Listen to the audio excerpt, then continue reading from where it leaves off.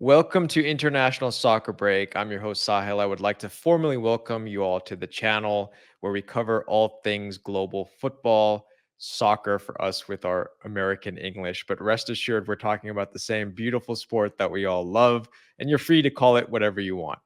I would also like to welcome you to the first day of the European Championships that kick off this summer of football here across the globe. And we're all excited for that. We'll be doing daily recaps of Euro 2024. So if that's something that sounds interesting to you, please go ahead and subscribe to the channel. Okay, so let's start it off. The first match of the day, the hosts were there, Scotland was there, and we all thought, okay, how would this match start? Germany has not had the best few tournaments. Scotland coming in, they've had a really good run actually before the friendlies coming into the qualification for the European Championships. What was going to give? And quite frankly, it was a complete demolition for multiple reasons, which I'll get into. The first thing I want to talk about is from a Scotland perspective. I thought Steve Clark got this all wrong. He came up with a high line, but didn't put any pressure on Tony Cruz, who was allowed to basically do whatever he wanted to do, played in a role kind of like Luka Modric, which was a little bit reserved and was able to distribute the ball wherever he wanted to go. And then the German forwards were just too fast for the Scottish back line, and Havertz and Wirtz were always getting free, and basically Musiala was almost unplayable today. He had a fantastic game, but there was just too much space early on. And we knew that Scotland would have to wither the storm for the first 20 minutes or so. And they just didn't do that, and allowing two goals in that span of time. Of course, Gunn, terrible mistake. I feel like that goalie should have done better on that first goal. And when you allow a goal that early, it just ruins the morale for the team as a whole. He got his hand on it, but I think he needed a much stronger hand to keep that out. And that completely changed the start of the match. And then, of course, things went from bad to worse with Scotland getting a red card.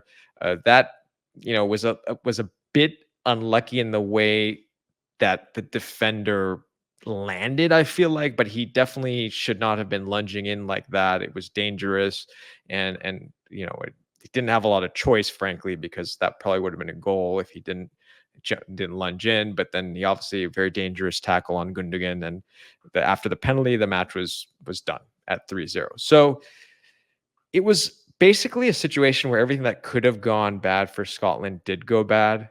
And I don't know where they go from here, because Steve Clark, I think, is going to have to retool everything. His formation was wrong. I do think they're going to improve drastically in the next match. And when they play against Hungary and Switzerland, who are both good sides, I think they'll be much tighter, and you'll see the formation adjusted. So Scotland, I think they'll rebound. I don't know if they'll get the results they need to move forward now in the group. It's a difficult situation they've put themselves in, but I think you can expect a lot more from them. For you Scottish fans out there, I wouldn't get too disheartened just yet, because we've seen in tournaments a lot of things can change between the first and second match. Okay, let's talk about Germany. And I think the main question that everyone's thinking about now after this result is, are they the favorites now to win this tournament? They're the host nation. I thought they were a little bit, uh, England and France were put at the top tier, and then Germany was a little bit behind them. And so I think they were a little underestimated. I think we all felt that this German side was a lot better than the previous teams that we'd seen in the last few tournaments. And they had a decent run up in some of the matches that played. And I think that is solidified for now, especially from the midfield through the strikers. I mean, basically, you think about this game, Fulkrug, who's been on a tear ever since he's been on the national team. He's scored, it seems like, almost every single game. He's extremely lethal. The finish he had today was a top-class finish from an informed striker, and that's what you need from a player like him. Havertz scored today. Wirtz scored today. So all your top players getting goals in terms of, adding confidence to the upfront contingent, and the midfield bossed completely with Musiala having an excellent, fantastic game. And of course, Cruz and Gundogan all had good games. The one thing I want to say is this is Scotland didn't put any kind of pressure on the German backline at all. And in fact, the only shot Scotland had was a goal. And I understand that it was a little bit of a fluky goal, but this is where I'm concerned about Germany is in the back line. And I think this is where teams can exploit the German national team. We've seen Rudiger's mistakes in previous tournaments, even in his club form as well. You see it every once in a while. And I don't think that entire back line is not super solid, and I won't take this particular goal as an instance of that necessarily, but you saw Scotland basically had one move and they ended up scoring a goal on it, a free kick or an own goal. Like I said, a lot of luck involved in it. But that is where I see this German national team having problems. So I wouldn't go out and declare them champions or anything like that after this one match. We've seen many situations where they've been on an absolute tear in a World Cup and then came out and lost to Serbia in the second match. That was an excellent German team also, by the way, that did go far and in my opinion was one of the best teams in that particular World Cup.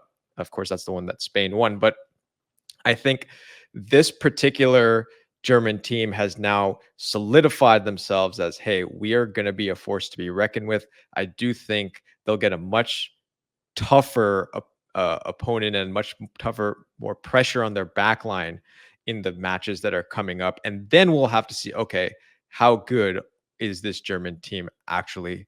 But I think everything Germany wanted for the fans who are in Germany watching their national team, everything they wanted went their way. And, congratulations to Germany starting off the tournament strong. We're all excited. It's the kickoff to Euro 2024. Soccer is back for the summer.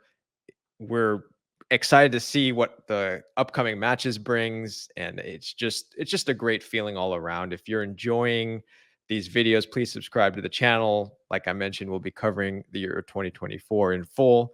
And all I got to say is, guys, football, soccer, international soccer, which we all love, is back. Keep watching the beautiful game. See y'all next time.